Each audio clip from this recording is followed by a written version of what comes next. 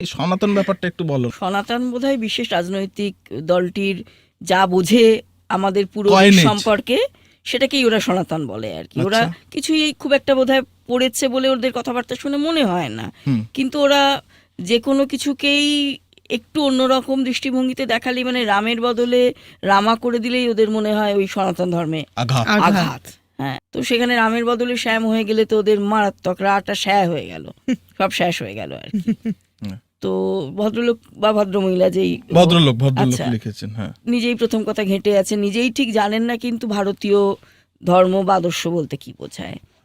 আর মনুষ্য ধর্ম সম্পর্কে তো কোনো ন্যূনতম জ্ঞান নেই বা রাখার প্রয়োজনও বোধ করেন না।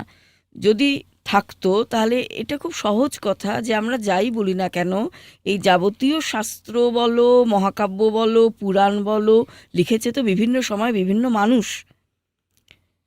তো মানুষের লেখা কোনো একটা কিছু আমি চাইলে কেন পাল্টাতে পারবো না?